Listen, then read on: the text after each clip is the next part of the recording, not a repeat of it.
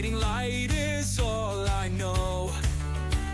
Through wood and steel, through fire and lace, I'm blessed to walk within your grace.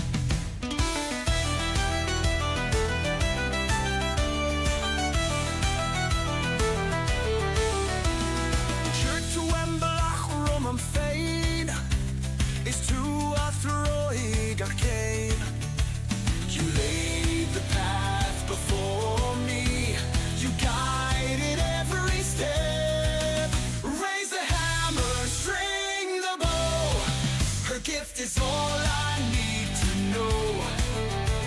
Through toil and trial, through heart and hand, her grace builds up this mighty land. Is the grass the dead time it's sure?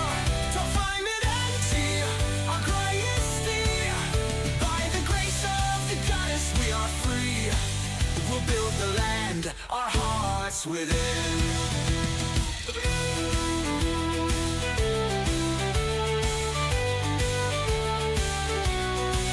From dawn till dusk, I work, I strive.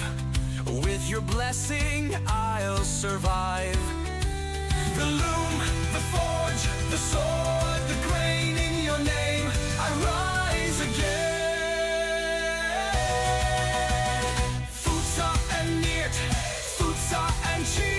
Got Bua, got Tolan, got Trio. In you lies strength, in you lies skill. Each victory, each talent, each trial.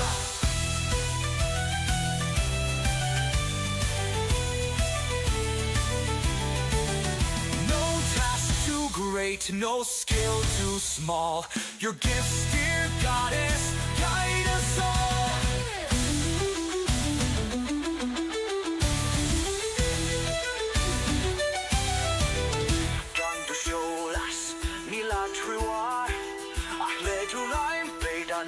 Into force. Without your light, we have no guide. But with your hand, our place abides. Raise the hammer, string the bow. Her gift is all I need to know. Through toil and trial, through heart and hand, her grace builds up this mighty land. Is the grass the dead time it's sore? To find it until our greatest deed. By the grace of the goddess we are free. We'll build the land, our hearts within. I'm blessed to walk within your grace. Blessed by her grace, forever, forever.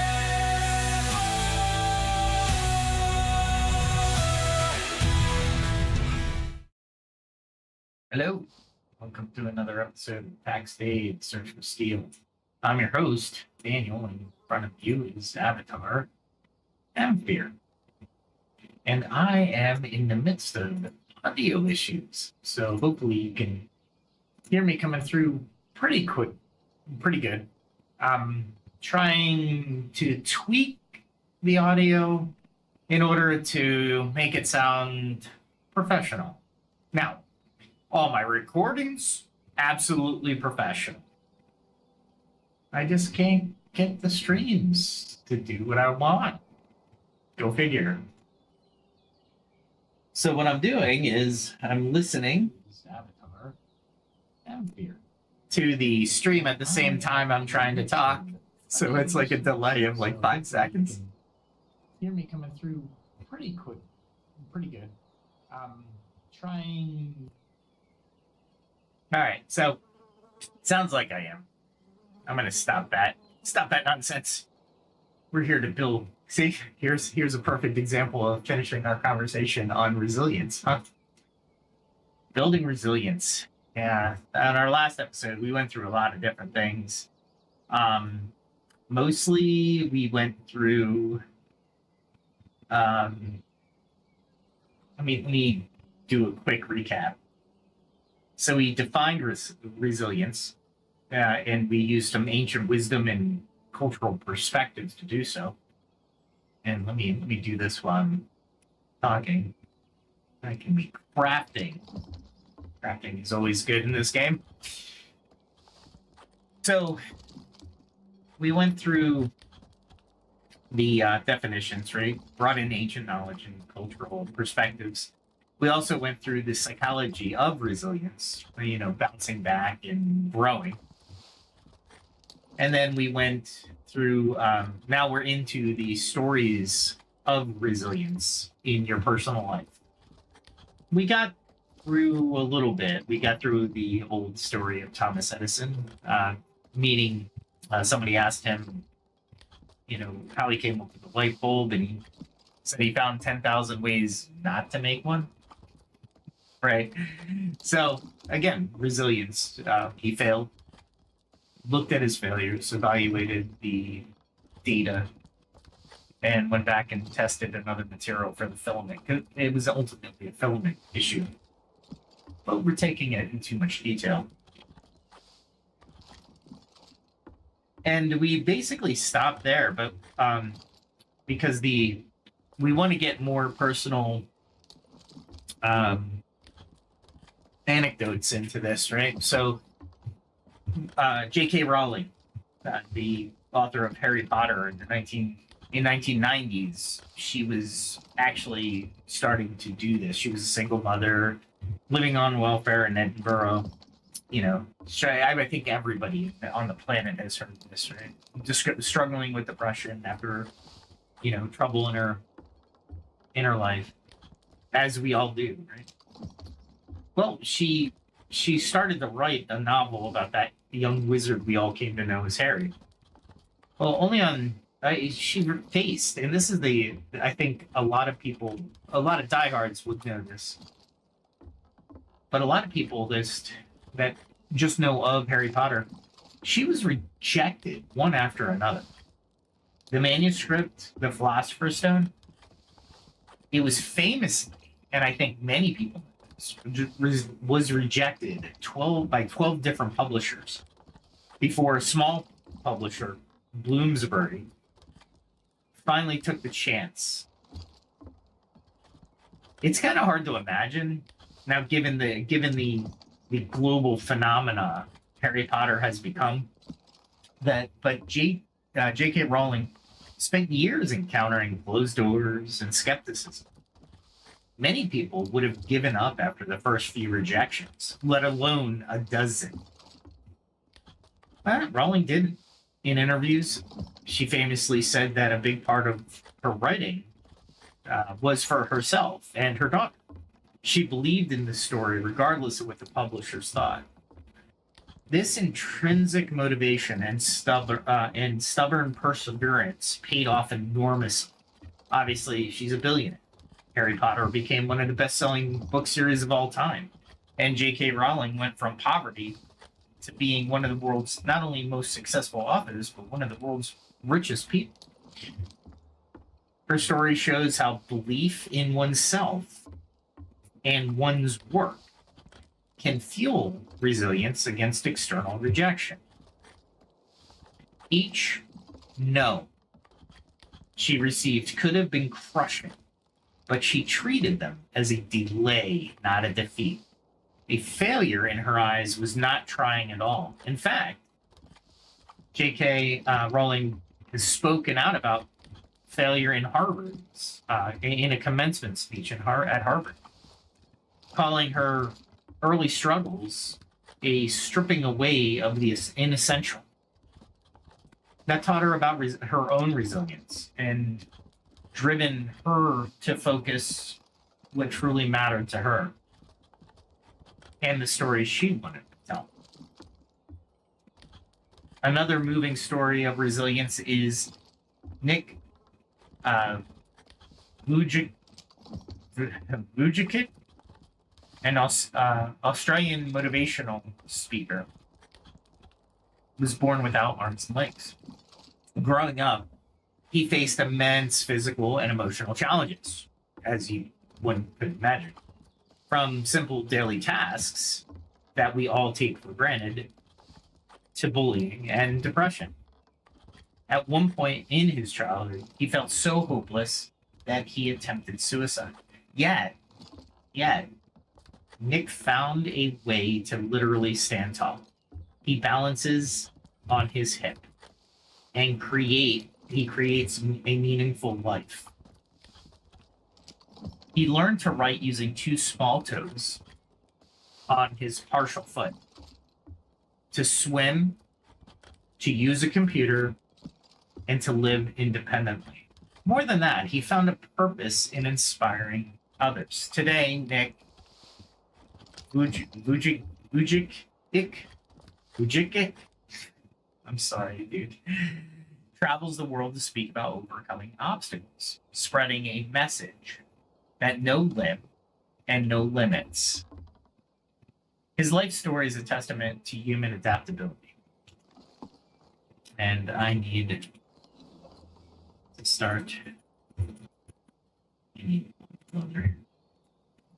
Might take just a moment.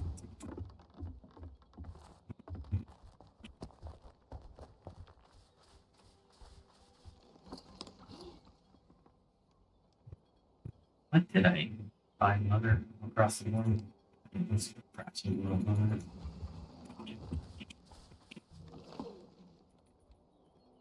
Fine leather's great, but oiled leather is where I'm at on armor and on weapons. So more boiled leather than fine leather currently. And that is okay.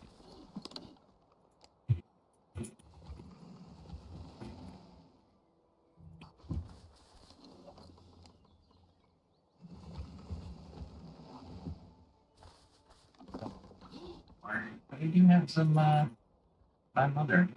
Cool. Alright. I gotta actually navigate. My notes are on another screen, which is not in front of me. Yay me.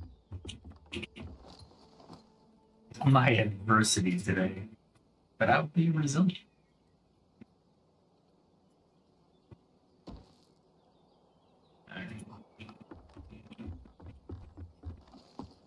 It's like I love running across my rooms. Like I would never do that at home. I would just walk. There we go. All right. Anyway, so Vujicic. What a powerful story of resilience, right? He often says his attitude is attitude. That if you believe in yourself and remain thankful, you can achieve far more than people expect. And I would just suppose you'll achieve far more than you expect. So Nick's example teaches us that resilience sometimes means defying limitations, whether they are physical, societal, or self-imposed. It's focusing on what you can do instead of what you can't do, and refusing to let others define your potential. We can talk about countless everyday heroes. A single parent working 2 jobs to provide for the kids or kid. A student who overcomes a learning disability to graduate. A patient who fights through rehabilitation after a devastating injury. Resilience is everywhere once you start looking for it. A person recovering from an addiction who rebuilds their life step by step demonstrates resilience. Someone who endures the grief of losing a loved one but eventually finds a way to honor their memory and continue living is showing resilience. These aren't headline-grabbing stories, but they are deeply significant. And often, the most important resilience is shown in the quieter personal battles that no one fully sees. Isn't that the truth? That is the truth of it. All right, what am I doing today? I need to wait for the boiled leather.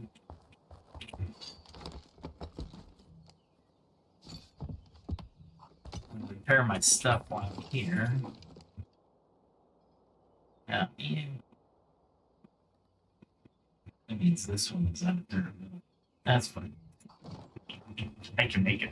I can make the 2 one. I can't make the 3 one yet. That's right. Then put this one back. Because I don't need it in my inventory just yet.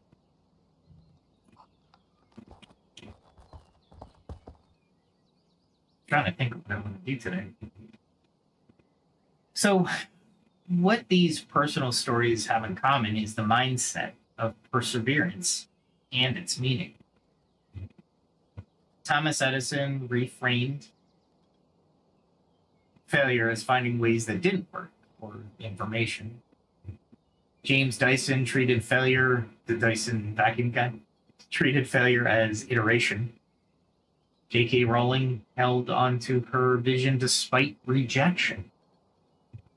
Nick, Vujicic, so sorry, dude, transformed personal tragedy into a mission to help others. In each case, adversity was a catalyst for growth. But because a person chose to see it in a way, in a certain way, and then refused to quit, this doesn't mean you never felt despair or doubt. Surely did many times, and probably throughout the entire process. This doesn't mean they never felt but resilient individuals tend to meet despair with defiance. This will not break me. I will find a way. They keep the faith that there is a future beyond pain. An interesting pattern is many resilient people later describe their adversity as paradoxical,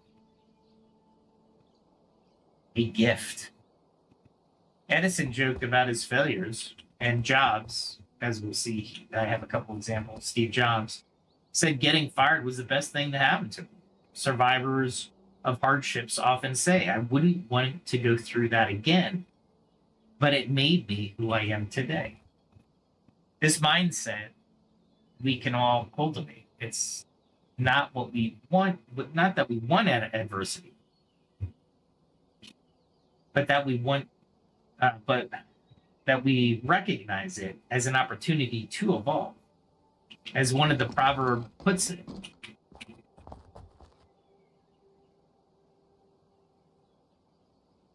sorry, I moved my note. I was going to read the proverb. Anyway, as one of the, where am I? My notes looking, there we go. Smooth seas do not make skillful sailors. We gain our skill, wisdom, and strength from navigating the storms. Before we move on to resilience in other arenas like work and games, let's extract some practical lessons from both science and these stories. So what habits or approaches can you adopt to become more resilient in your own life? And in the next segment, we'll outline concrete strategies to build resilience. Consider it a toolbox you can use whenever you face the next challenge. So resilience might seem abstract. Maybe I'll run one of them. I'm trying to think what I want to do here. You know what? I might want to go get some blackberries. Let's go get some blackberries. They are this. Okay. So resilient, it actually comes down to practices and habits that you can work on daily. Just as you'd exercise your strengths in to strengthen your body, you can train your mind and emotional skills to strengthen your resilience. Here's some research-backed strategies that I found cultivating resilience in your life. I haven't tried these yet, but I found them. I'm going to try them, right? So one is nurture your support network. Invest time in the relationships with your family, friends, and mentors or support groups. Make conversations. The APA advises to make them. The APA. That's having people who care about you and whom you care for provides an emotional sustenance during tough times. Don't hesitate to reach out and talk to someone when you trust when you're struggling. You are not burdening others. Humans are wired to help each other. Likewise, be there for others when they need support. Again, reciprocation. And resilience, you'll find that when you're just in the social network aspect, reciprocation is essential in fostering solid foundational relationships. We'll do another whole show on that. You're not burdening others. Humans are wired to help each other. Likewise, be there for others when they need support. So those social bonds will form a safety net under you when you fall. It is an African saying that goes, if you want to go fast, go alone. If you want to go far, go together. Resilience is a team sport as much as it is an individual. So that's nurture your support network. First thing. Second, reframe your problems and control your focus. You know what? I'm going to do this. There's no blackberry over here, but there is a bear.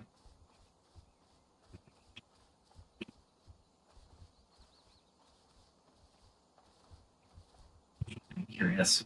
Anyway. At any rate. So reframe your problems and control your focus. You can't always control what happens, but you can control how to interpret and respond to what happens.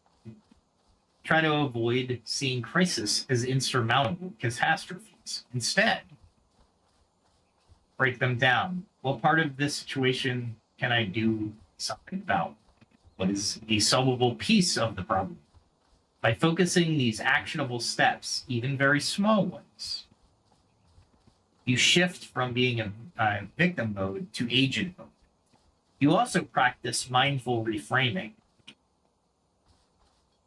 Challenge negative thought patterns to magnify the bad. This is the end of the world. That kind of thinking, remove it. And remind yourself of temporariness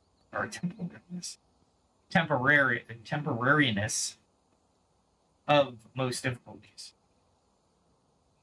This is really hard right now, but things will change, is the mantra you think about. As the saying goes, this too shall pass. Keeping perspective is key, which leads to the next habit. But before I go on to the next habit, I do want to mention The Martian, great movie for resilience. He solved one problem, then he went to the next. If he couldn't solve the problem wholly, he solved a piece of the problem and then went to the next. I just remembered I need rye too, so I'm not going to grab that much blackberry, but rye is going to be used for alcohol. So, yeah, let's do that. I need yeast, essentially. Alcohol and baking. Go figure.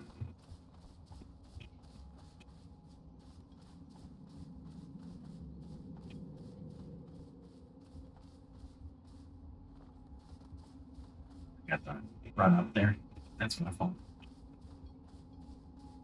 It's muddy down there.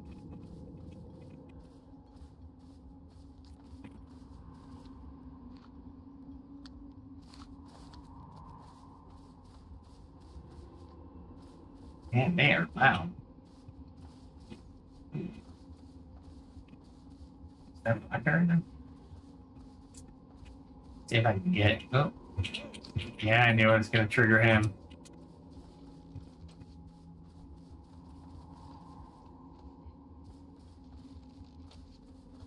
Sorry, I gotta deal with this guy.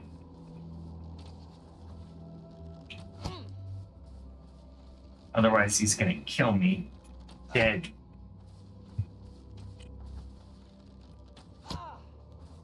His arrows do 65 in this armor, so I really don't want to get hit by him.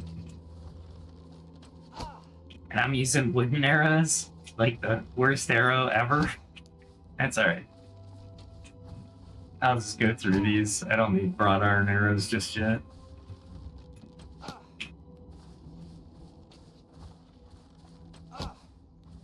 I'm wondering if the AI is going to get better on these. I hope not, because they hit hard.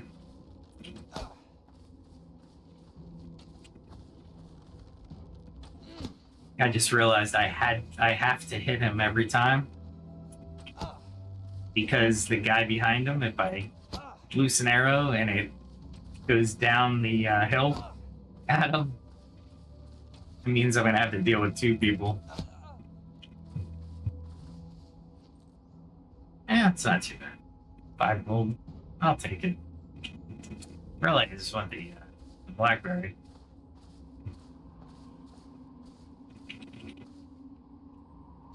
There we go.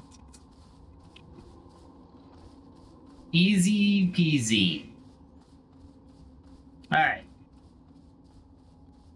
So keep them. That's a really important aspect of your personality. You'll want to just kind of. You'll want to leverage anyway. Reframe your problems. And I know this is going to be really easy to say, and it's going to be really hard to do. But I'm going to say it to you anyway. All emotions are chemical reactions. What you have to do is acknowledge those chemical reactions and move in a way where those chemical reactions will be beneficial. Meaning, if I understand that I'm angry, depressed, any emotion, right? I know I am. That means I have control over my next actions. If that makes sense. I hope it makes sense. I say if it makes sense, like everybody is gonna go into the chat and say, hey, that doesn't make sense. But it amazes me. Not as it amazes me. It saddens. It really does sadden me that people will understand that they're getting mad and not be able to solve the problem that is in front of them. Well, why? Because emotions are very much, they dictate our next course of action if we're not careful. Right? So master that. Reframe the problem and control your focus.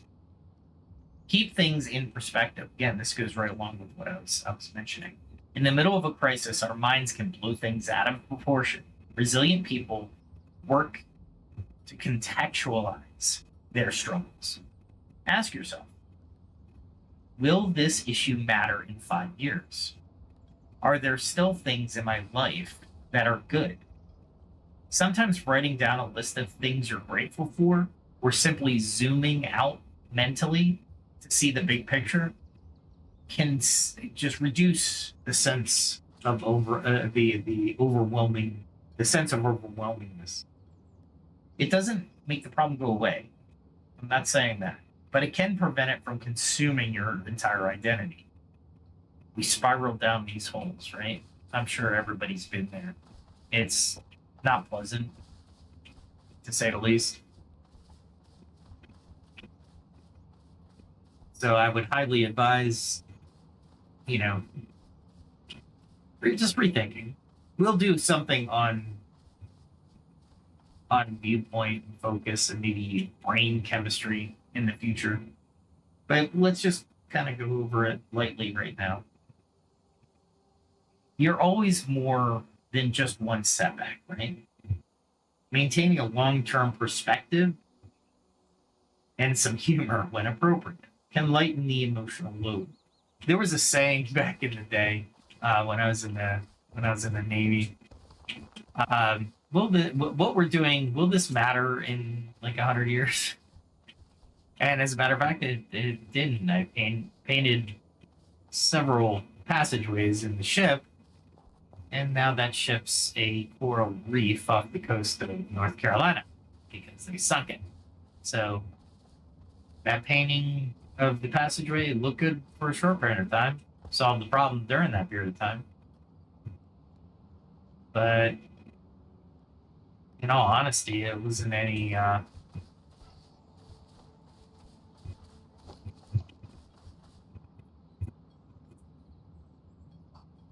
sure my food isn't. Anyway, so what's the next thing we can do? Well, this one's a big, in my opinion. It's a harder one, not impossible, but a harder one.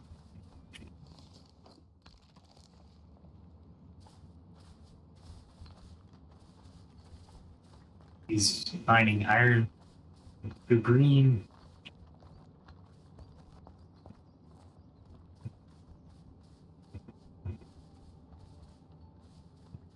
All right, so accept, change, and adapt.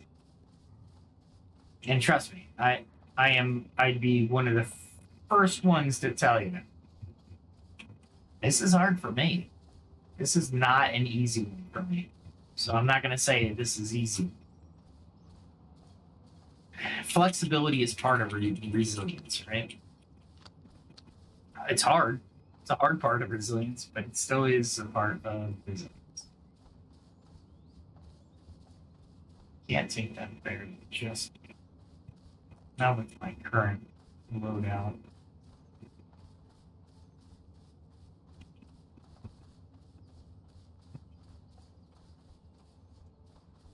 I want to see if I can get some lemongrass. Anyway, certain goals or ways of life may no longer be attainable after a major change. Resilient individuals mourn those losses, but then redirect our energy to what is possible. Acceptance doesn't mean liking what happened. It means acknowledging reality so you can devote your efforts to moving forward. Be willing to adjust your plans. You may, or you will, maybe you'll need to take a different career route after a job loss, or adapt to a living with a chronic condition in new ways. Every adaptation is a victory over the problem. And you must make that. No one else can make that for you. You must make that.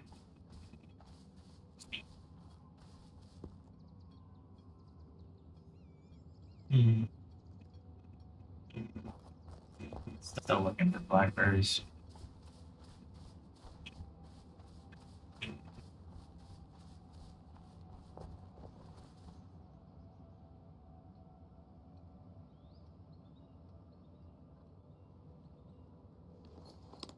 Where am I?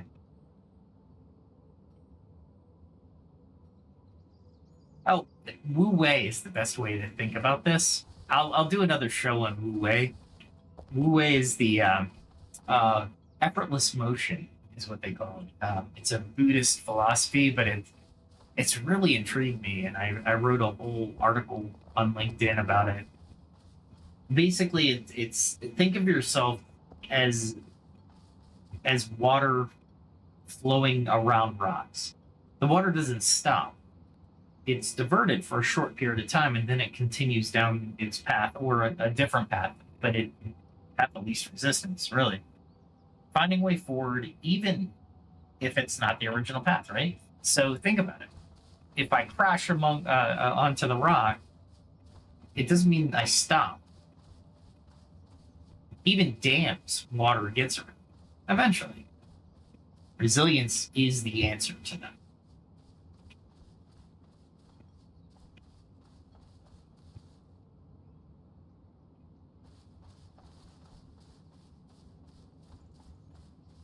I think there's some of it in the past. Anyway, So set realistic goals and take small steps is the next one. So when the road ahead looks daunting, set mini goals. Again, you're piecemealing it, right? Break tasks into bite-sized pieces. What's the old saying? How do you eat an elephant? One bite at a time. You're not going to swallow the whole elephant. Just eat it one bite at a time. Man, somebody is biting the shit out of these things. All right. So one tip is, and I think it's an APA tip, ask yourself, what's one thing I know I can accomplish today that helps me move in the direction I want to go? Achieving something small, even just getting out of bed on a hard day, or sending one job application, or going for a short walk, creates momentum. It builds a sense of agency. Over time, those small steps will add up, and you'll realize you've walked miles. Resilience isn't about leaping tall mountains in a single bound. It's about the cumulative effect of daily efforts. Think of what's a really good analogy on this. Wasn't it Jordan Peterson who said, "Just make your bed"? That was one of his advice. Get up and make your bed. First thing, you've accomplished one thing. Pretty cool, and it was at the beginning of your day. Right? And this is what we're talking about, taking the small steps and the cumulative efforts. I should go, you know what, I'm going to have to do a show and interview questions and resume. I'm not like, I wouldn't consider myself an expert. I know a lot about the subject. I have, the academic pedigree, if you will, to talk about it, and I have the experience for sure to attempt the oh wow, look at that lemongrass. That will be mapped right by the bear. Oh.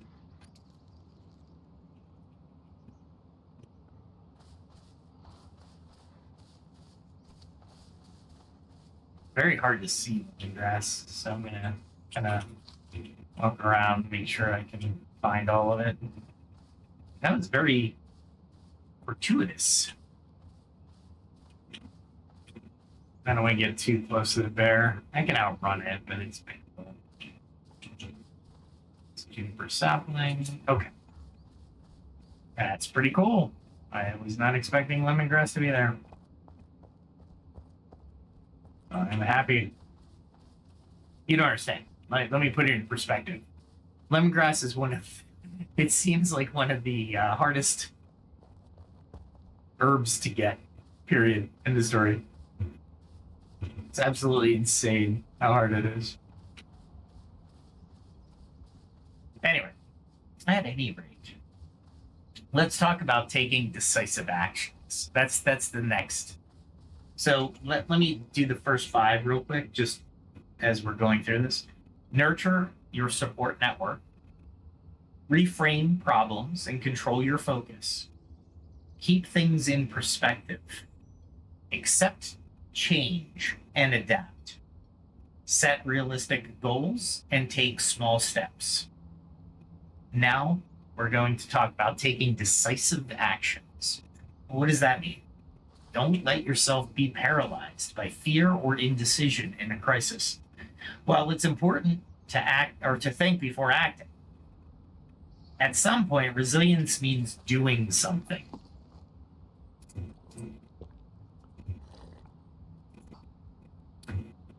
Even if you're not sure of the outcome, taking action and seeking information, calling an expert if you don't have one.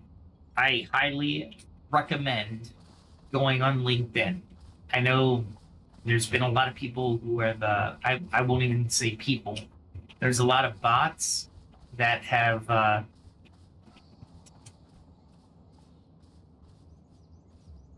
attempted to contact me, and they're very good now with AI, still recognizable. AI isn't that good. However, a lot of experts on there. So I would highly advise using LinkedIn as at least a type of resource.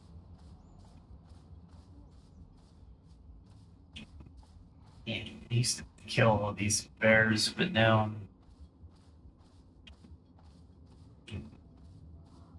I made the bear fighting algorithm like freaking insane.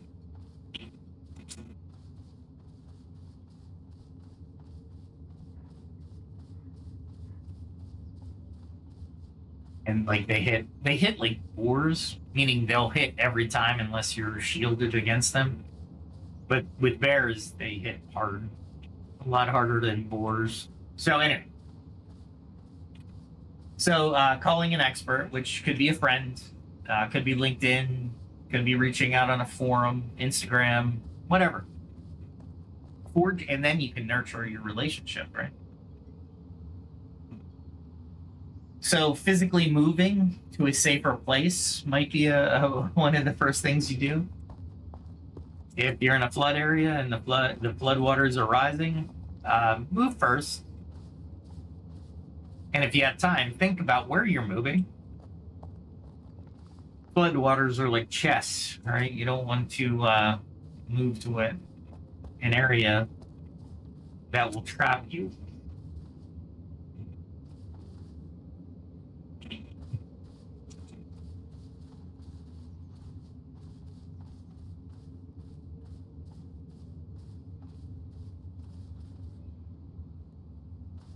And just etc. Right? It beats doing nothing and stewing in anxiety.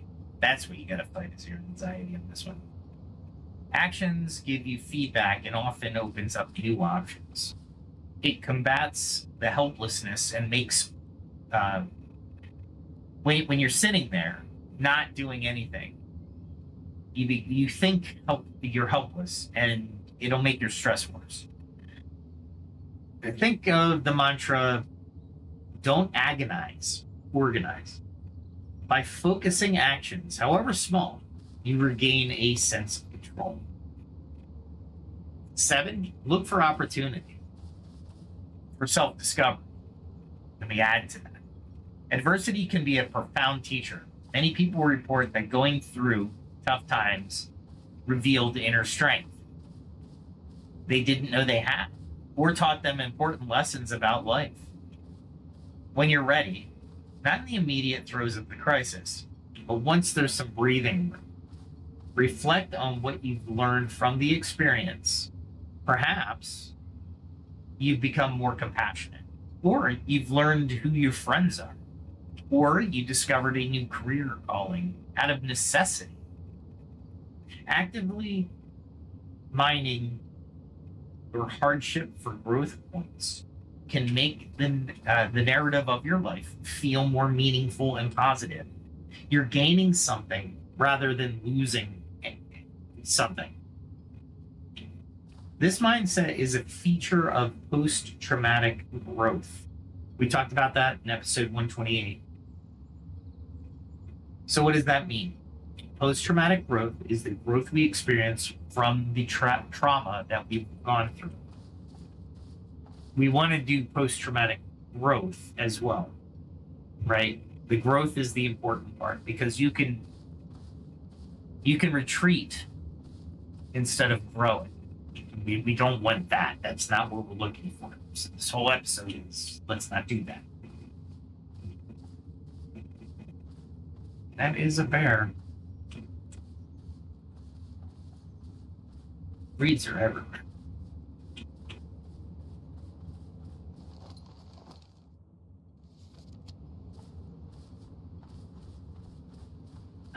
Just looking. Oh, wait, there should be some up here. I don't see any bears.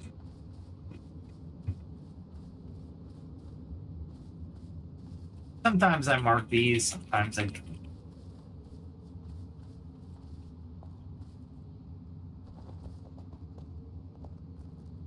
I don't need any of those. Red poppies are, that's for sure.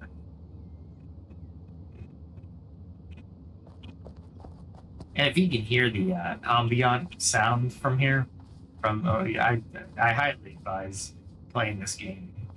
It is very cool. They did a really good job. They're still building on it, so keep that in mind as well. I think there was some over here. I don't mark them, but I do remember every once in a while where they are. Or is that white grapes? Don't need them. You can make raisins. It's pretty cool.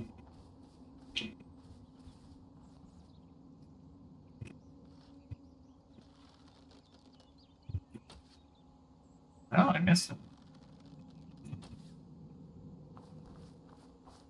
I'm surprised. Wow. There we go. My still, yeah.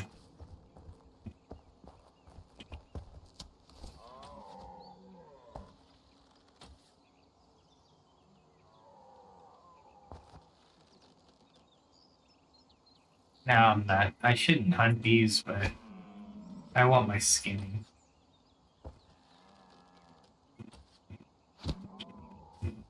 That was a wrought iron arrow. I was like, man, I'd better hit him. Not that wrought iron arrows are hard to make, don't get me wrong. However,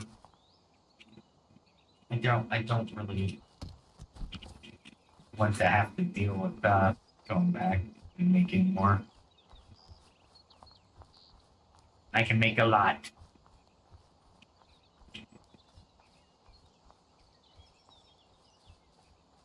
And yeah, you can't swim that far, which I'm kind of sad about. Even with the amount of food, the stamina food that I have right now at 195, which is weird, honestly. White grapes are usually in these kind of biomes. I went from a stone lands to a forest. So it's going to be a little bit different.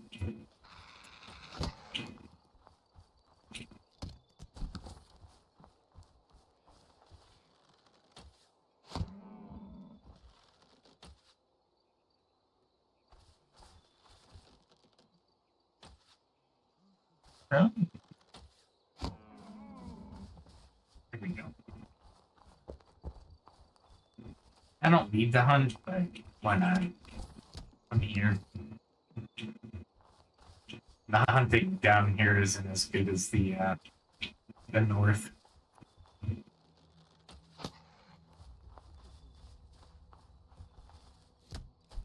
Usually there's iron things in here. Interesting.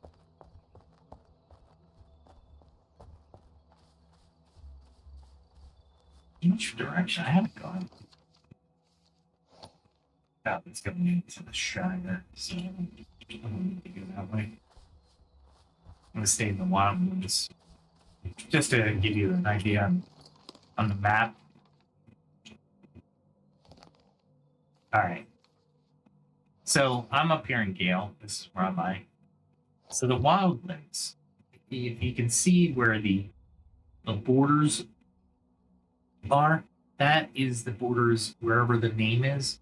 That is the actual place where you can put down roots. They're called home valleys. This area that I'm in now is called the Wilds. So wildlands are, if you can see, anything in between the home valleys. So all these are wildlands. All of this is wildland. So it's not as prevalent. There's some wildlands up here, I think. Yeah, right in here. Little tiny sliver of wildlands. They're gonna change it, but I don't think they should, honestly. Wildlands are, I mean, that's where you bread and butter, right? Anyway, that's where you get all your experience and do really cool stuff. Really?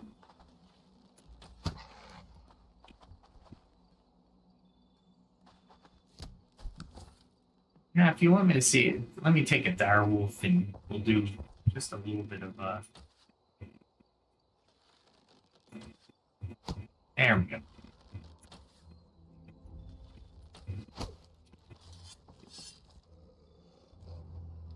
You take the first hit, and then you just back up.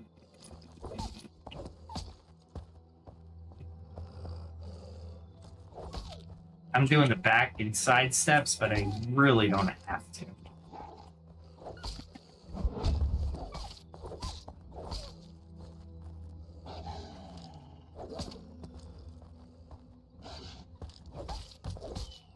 Ooh, got me. Ooh, I backed up a little too far. That's all right.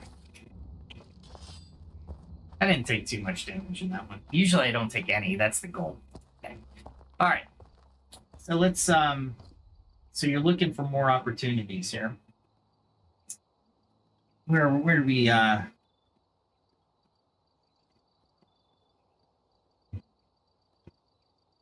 so just a final point on looking for opportunities for self-discovery. You can both hate that something happened and acknowledge that it spurred your growth, right? 8, cultivate a positive view of yourself. A lot of people have issues with this, and it's one thing I need to really hound on. I might even do a whole episode on this because there's a lot of, we hear the generations, right? Generation. It's people. People need knowledge. People, and that's what this channel's about. All people need knowledge. And hopefully you found yourself at a point in your life where this knowledge is going to be amazing for you.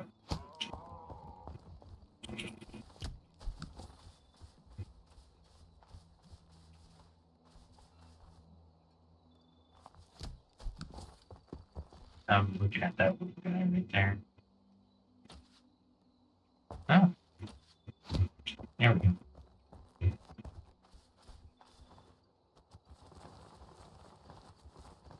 All right, there's a glitch. That's all right. Not that I can't get by. Did I hear a bear? Anyway, at any rate, let's go off the road.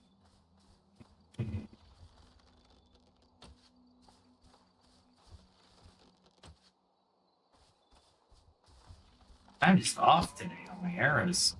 My apologies. There's a bear. Like I said, bears before the update, I could take. I was like, bear killer.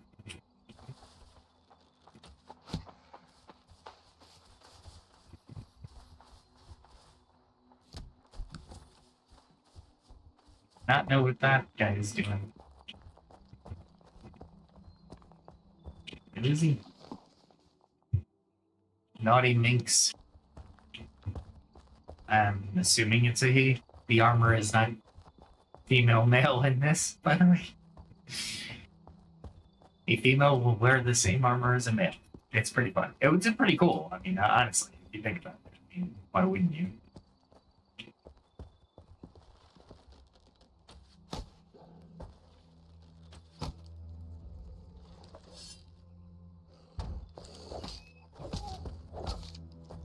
Nope.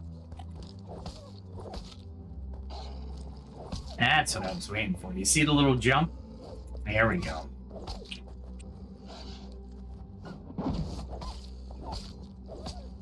That little shield bash you can get up to 2 hits. I should be using my axe, honestly. That's it. Anyway, cultivating a positive view of yourself. Self-confidence bolsters resilience. Done. Mic drop. So remind yourself of the challenges that you've overcome in the past. Make a mental or written list of your personal wins, big or small. Maybe you endured a tough year at school, or you helped a family member, right? Maybe through an illness, right? Or you dealt with moving to a new city alone. If you did that, you pretty much got resilience down. And these are all evidence of your strength. So write them down or make mental notes of them. In moments of doubt, recall them. Build an identity as someone who perseveres. Basically, encourage yourself. This isn't shallow positive thinking. It's reinforcing true stories of your capability. This is important. Also, avoid self-blame and harsh self-criticism. And when things go wrong, be kind to yourself as you would be to a good friend. Trusting your ability to solve problems and recover will make you bounce back. Is there only one?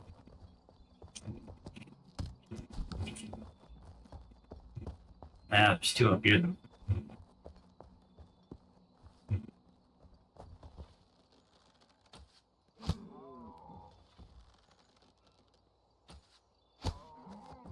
I'm glad I took a pause there because I was gonna make a mistake by shooting too quickly.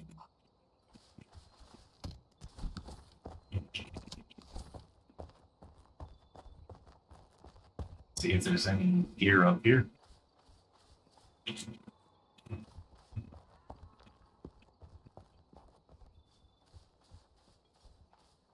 4 over here, but I really don't care. You know what? They might give me. Oh, all right. Anyway.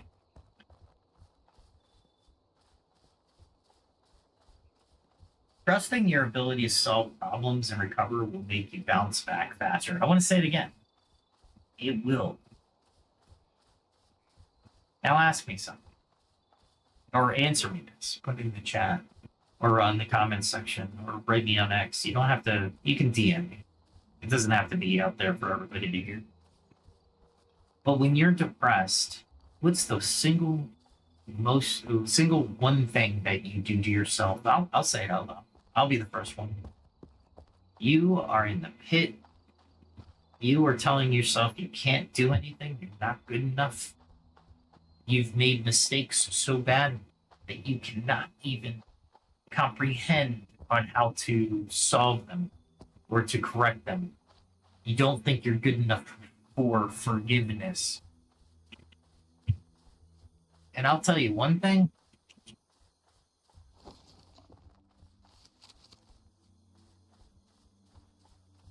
That's all depression. That's all a chemical reaction. That's why resilience is such a great topic. Because this is what we're fighting. We're fighting against biology, really. Understand, you have made it this far in life, no matter how far, by doing stuff. I'm saying you're saving the world. You don't have to. Getting out of bed, making your bed, cooking yourself something to eat. Yeah, these are things that you need to do to stay alive, but it doesn't. They're still achievements.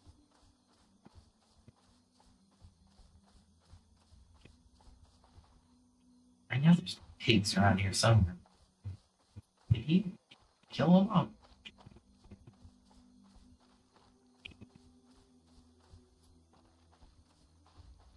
Ah, there they are. They're old boars. I could probably take 2 at a time. What do I got? Got my shield and my sword.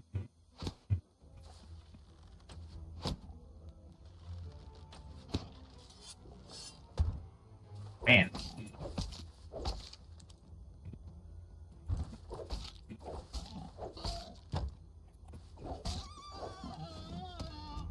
That was fortunate that both of them didn't come up at the same time. Oh, that second one. There we go.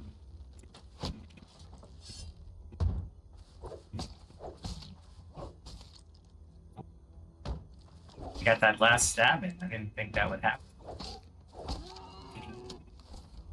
Man, my shield can take so much damage from these things. Anyway, at any rate, I think that's the only pigs here, though. Yeah, let's go over to the other side. All right, so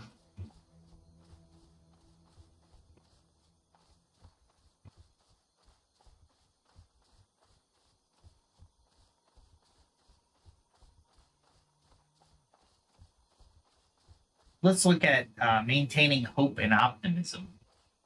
That's the next one. So we just went over cultivate a positive view of yourself. Now let's look at maintaining hope and optimism.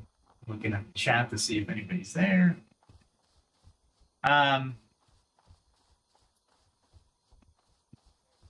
So having a hopeful outlook, right,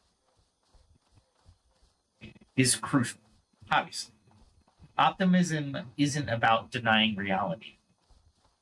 It's about believing that in the long run, things can improve and that you can make that a reality difference. You can make a difference, right? It's expecting good to follow bad, like dawn after night. It keeps you motivated to endure. Some people find hope through faith or spirituality. And that's fine. Some through remembering change is constant. So bad times won't last forever, essentially. Concrete practice. Visualize. Here's the concrete practice. Visualize a positive outcome or a time beyond the current pain. Athletes use this visualization to get through grueling training. And you can too. Even something as simple as planning something to look forward to. Maybe a treat at the end of the week. A future vacation. Seeing a friend. That can sustain hope. Trying to figure out where I am. Next, and probably all of these are important, right? I'm not going to, it's like the amendments to the U.S. Constitution. All of them are important. Practice self-care, body and mind. And you're showing yourself that you want to practice that very thing. You're here listening to me rant and playing PAX Day and doing awfully at it. I'm not doing too bad. I mean, the skills this guy's got, they've taken me a long time to do. So your physical and mental health are foundations of resilience. In high stress times, it's easy to neglect the basics, like sleep, nutrition, I don't eat, exercise, and relaxation, the recovery from all of those said above. I think these are logs. Limestone, okay. No. Not that I would travel this far south for limestone. But the sleep, nutrition, exercise, and relaxation and those times of high stress is when you need those the most. You need to sleep. You need to be able to recover. You need to be able to work off that stress so you can think straight. Those chemical reactions we were talking about. We will get into neuroscience. When you can think logically through something, we're not talking Vulcan logic here, but when you can recognize a spike in this, cortisol, the stress hormone, like, man, I'm really stressed out for some reason. I'm really aware that's a reaction your body is telling you to get ready or prepare for something. It's not a bad thing. You just got to be prepared. You got to recognize it. And that's the important part. Recognize these indications. Your body, as miraculous as it is, depending on what you believe, was created for you to understand when things are not comfortable. Your body goes into stress mode. Why? Well, fight, flight, or what you don't want to do in fight and flight is you don't want to do nothing. Think of resilience as running a marathon. You have fuel, and you have to pace yourself. Make sure you're doing the essentials, getting adequate rest. Your brain processes stress and heals during sleep. Eating regular nutritional meals keep energy up and mood stable.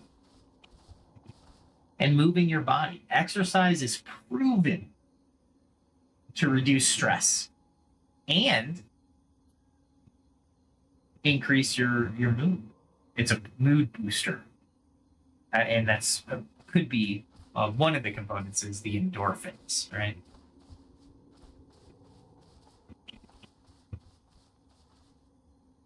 Also engage in activities that recharge you, like reading, praying, meditating, journaling, walking in nature, playing music, gaming, whatever healthy hobby gives you peace of mind, relief. Taking breaks is not a luxury. It's part of coping. As the saying goes, take care of yourself so you can take care of everything else. By keeping your mind-body system primed, you equip yourself to handle challenges better. Where am I? I know there's baddie bads, and I don't really want to fight them.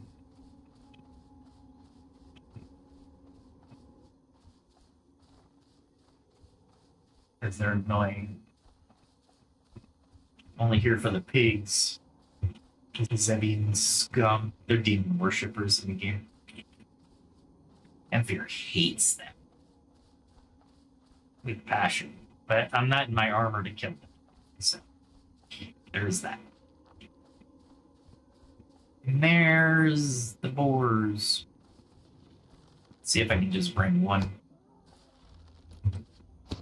Probably not. Because I'm going to try to get as many arrows into this guy as possible. Damn.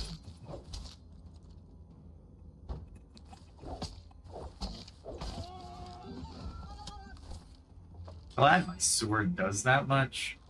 I'm a level 40 with my sword.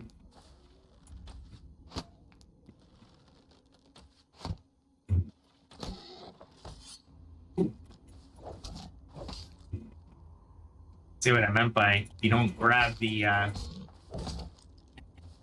these guys are freaking insane with damage. But notice my potion, because I'm an alchemist.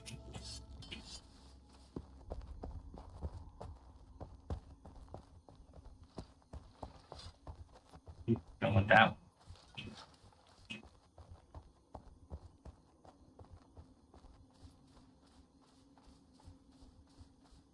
Yeah, boars are interesting.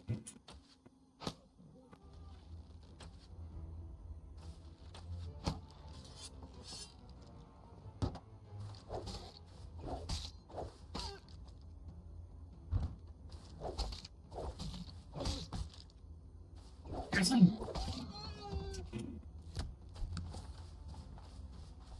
Not happy with that.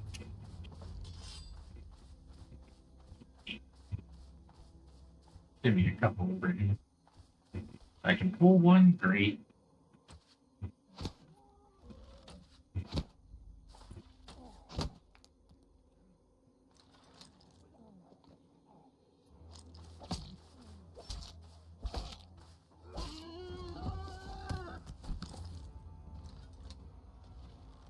Guessing somebody's over there fighting.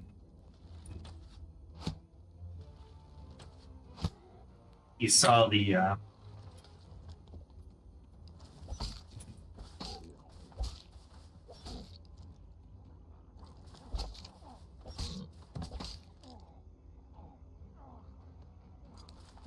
I'm not in his party, I might lock some stuff.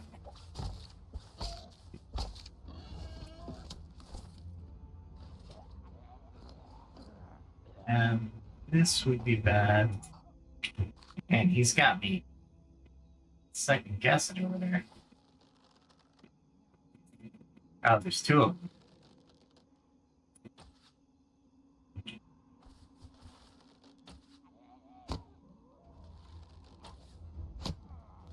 Funny that you can hear them fighting.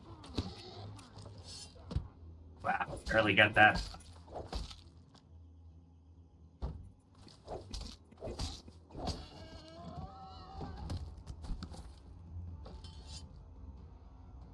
Fragments is fine by me to leave. Okay, sorry. We're talking about practicing self-care. So we've said a lot of different things here. Meditating, praying, etc., etc. Taking breaks isn't a luxury. I'm going to repeat it again. You have to.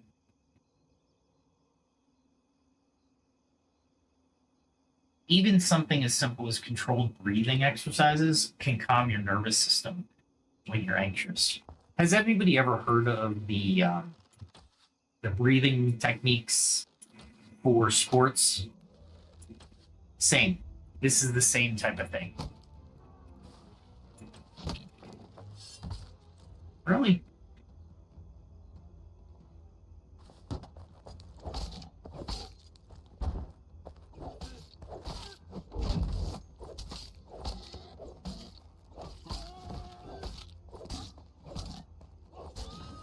There we go. God, that was just horrible. That was horrible. It was just horrible. Anyway, I want them with fiber. What don't I? I don't need that. That's so weird. That's not need that. I really don't need these. I got so much meat at home. Don't need these. What else don't I need? Those are the big ones. Oh, there's wool fiber. Definitely want the wool. There we go. I don't think many people try to move their I didn't even think to look at their names. Oh well. They're already gone. Anyway.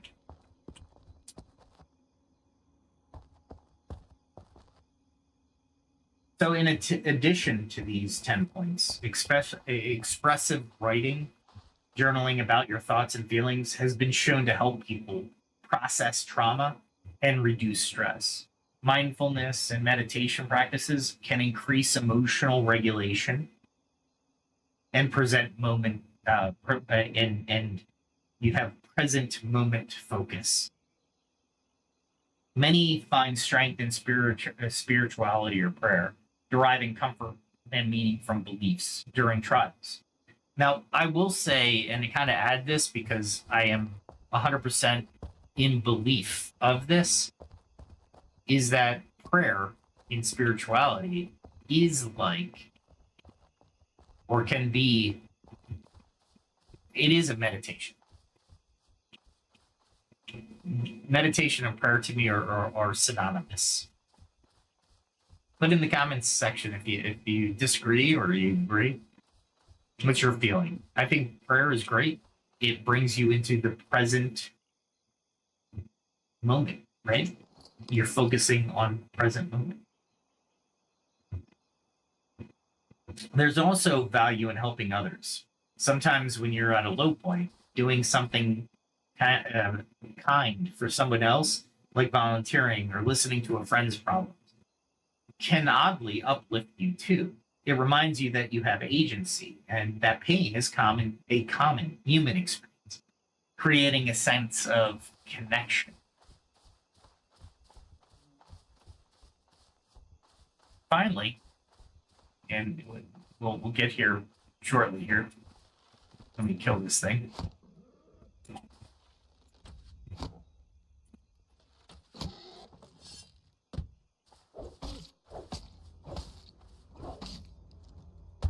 I got 4 out of that one. Cool.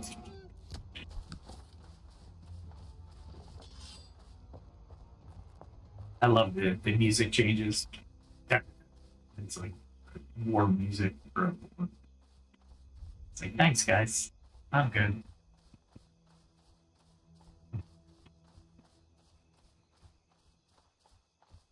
I don't think there are any wars left over here. Maybe not. All right, anyway. Finally, humor deserves a shout out as a resilience tool. Laughing in the face of hardship, finding moments of levity even when things are grim, can be powerful relief. It's why soldiers in tough conditions crack jokes, or why memes proliferate during crisis. Humor doesn't erase problems, but it gives us a mental break and a bit of power over the situation. If you can joke about it, it has not defeated your spirit.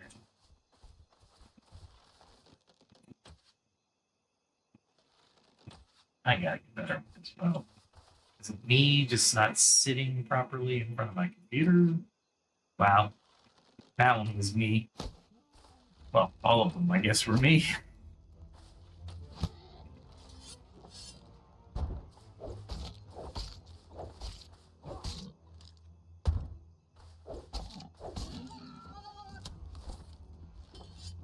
They're pretty impressive damage totals, by the way.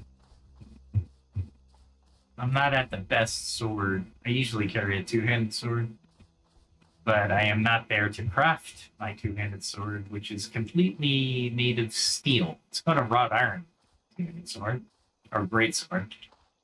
But yeah, it seems they made it out of all steel components, but my blacksmithing is just not there yet. All right, let's take a look at this valley real quick. Look at this. It's pretty cool, right?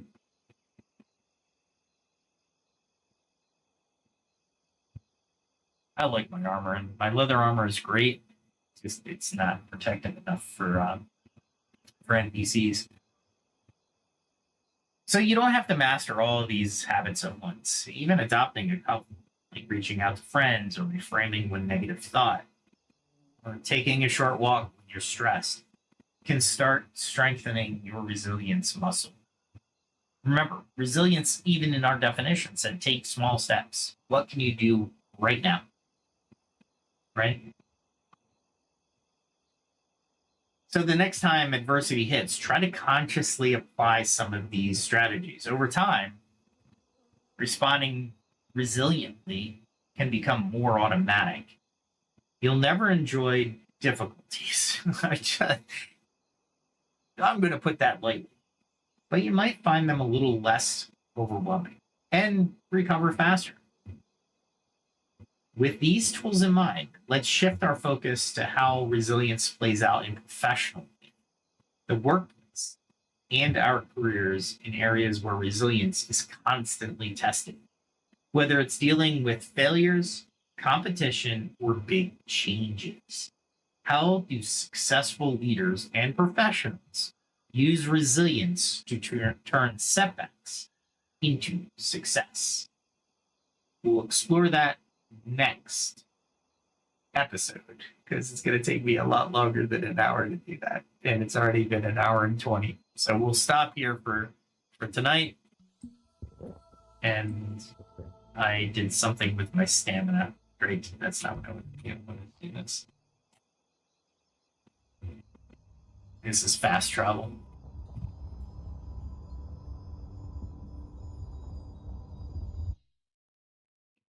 All right.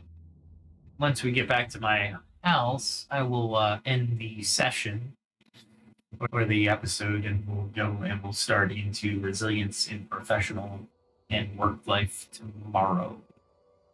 Tomorrow is the day before Easter. Today is April 18th. So tomorrow's April 19th. It is Good Friday, so if you are joining me, thank you so much for joining me. I hope this episode is well worth it for you to join me on such a holy holiday for many Christian nations or Christian people. So thank you if you are Christian. We will be talking philosophy and more about ancient wisdom on religions and such things like that as well. There'll be later episodes. I feel it is very important. Religion in and of itself. I'm not saying one religion is better than another right now. However, it's always fascinated me, like I've been bringing up tonight with resilience. People who have faith have a built-in resilience being taught to them. Why? Why do you ask? God, in certain religions, the God you worship will help you through those tough times. So you have a resilience to know those tough times will end. Resilience is a great topic, and it really goes to the entire conversation. And my ultimate goal is to craft a society that we all would like to participate in. I don't think any of us right now, especially in the United States, have that society that we want to fully participate in. There are societies, groups and communities for sure. And that's not what I'm talking about here.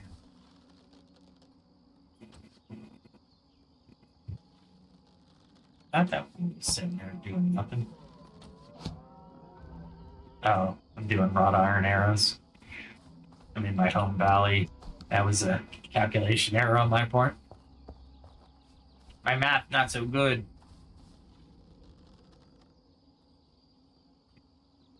There you are.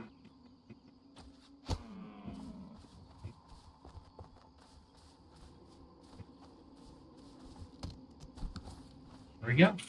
All right.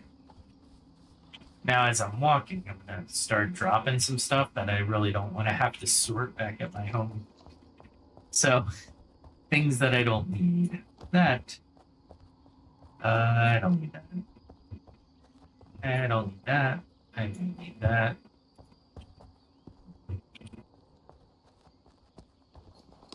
I won't need that. Everything else I want? Wow. Okay, I'll take it. That's pretty cool. Not that I need a full complement of hit points in my home valley, but why not? Yeah, this is a great topic. I hope you find these series. I make shorts, YouTube shorts out of these series, so keep an eye out for them. I am going back and editing some of the shorts that I failed to format properly in DaVinci. So in DaVinci Resolve. So they came out with full screens, and they didn't go into the YouTube short rotation. So I'm going back and I'm formatting them. It's not a big task, but it does take some work. And I want to ensure. I doubt that I'll get anything. But, you have to try. I'm also working on a music video, and I'm being a total artist on this music video because I want it perfect. It's not going to be perfect. I should just... Tomorrow, I'm going to finish it up. I'm going to post it. It's about Deadlines and Broken Clocks is what it's called. It's a Suno AI music accompaniment. I did a lot of modification to the vocals. I did vocal direction, and I also did instrumental direction as much as Suno would allow me to do. Because Suno will do its own musical direction, which is fine. Okay, it turned out amazing. That's what I'm doing, and I have a whole music channel called Elysian Echoes on YouTube. It's part of my channel, so very easy to see. You don't have to go far. But each bit of content or music video is pretty cool. I did a funky one. I did a country. Did blues rock. I did a French English. I don't know what we would call the genre. New wave, maybe. I thought it was gonna go further. There we go. I don't want to walk.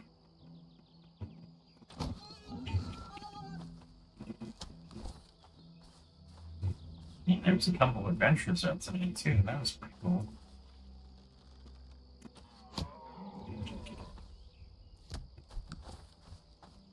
I don't need anything from these really. They're home valley kind of stuff. But what I do with the skinning. The skinning is what I'm doing. I have skinning of 33, and I need 376 more animals to skin before I get to 34. You get 100 experience points per animal you're skinning. So calculating. The game is pretty awesome. The MMORPG side is even better. You don't really get to see that here because I like to do the podcast. And yeah, unfortunately, I can't talk to other people and talk to my audience at the same time, and I'm not live streaming or anything. It's not like I am. But well, I am live streaming. It's not like I have live audience that's talking back at the same time. But all in all, the game, I highly advise getting it. It's early access, as you might guess. I think what they're going to do is a monthly subscription after early access. And I don't know if I'm okay with that or not. I know they need server costs to deal with and everything like that. I mean, I'm not ignorant to the plight of the coders. Really? Usually I'm pretty spot on the rabbits. Those are the ones I can hit a majority of the time without even thinking about it. It's like, oh, hit it.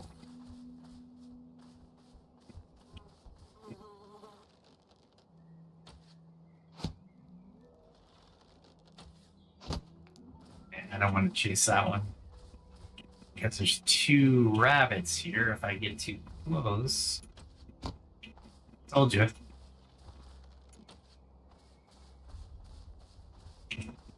Second one I totally spaced on, but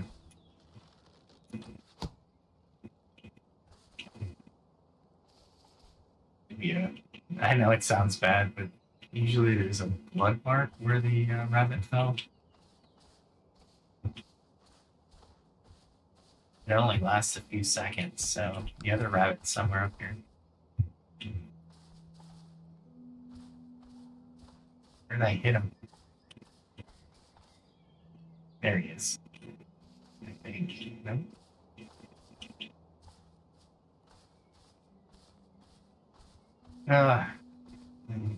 That's why you don't take long shots on rabbits in high grass right there. This is the reason why. If you're a little pro game tip. I am on X, LinkedIn, etc., etc. So yeah, visit me. I do answer all my comments. the ones that are legit. And I think everybody knows what I mean by that. You know, I found this code for a Bitcoin thing, and I'm like, what? Is this a real comment? And as you probably have guessed, it is not. I'm surprised I haven't found that rabbit. Is it because it's in amongst other things? Like these rainbows? Oh well. It's only a rabbit. I can live without it.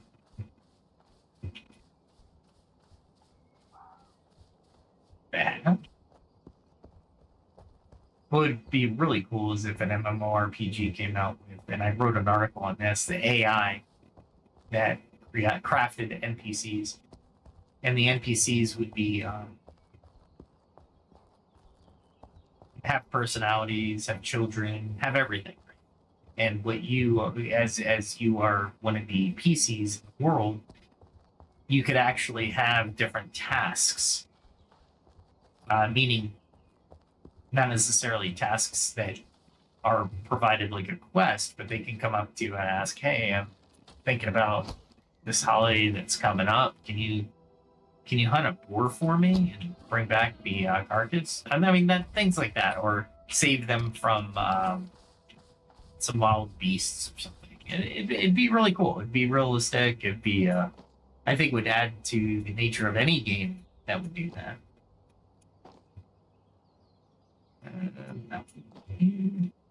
Trying to get everything that I don't need, because it's a pain in the butt to try to sort all this out and back in the house, which I won't do until tomorrow before the next cast. And with all that said, I am home. Look at that home. That took me forever to build, but it's not bad. Could be better. Not bad.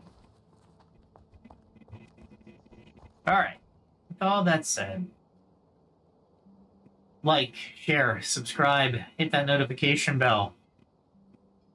Reach out to me on X if you want to hear a certain topic. Like I said, the whole channel is dedicated to using ancient knowledge or in modern science. Most of the time, there's not only a correlation between the two, it proves it proves, some of the modern research proves about ancient wisdom and why we should follow it. And that's why I'm doing it. I use ancients, any ancient civilization, any indigenous civilization that I can find the stories that they were that they tell. Because they're mostly verbal, right? They're storytellers. They didn't write many things down. But with all that said, yeah, like, share, subscribe, and we'll see you tomorrow. Hopefully. Yeah, I know it's the holiday weekend, but I think I want to finish off resilience here tomorrow. And maybe it's not going to be a huge 2 hour or 1.5 hour podcast. It just might be an hour. And I think I'll think of something for Emphier to do that's interesting in front of everybody.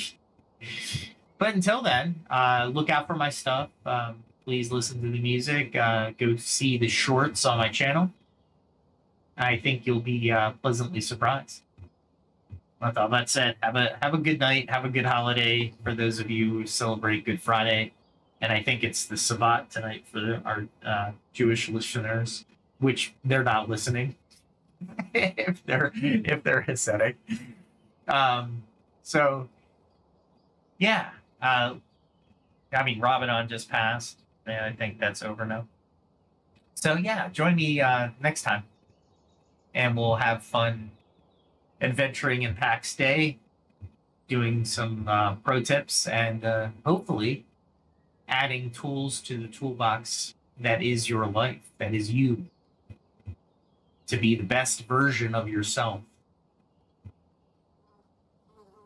So if you're in Asia, have a good day.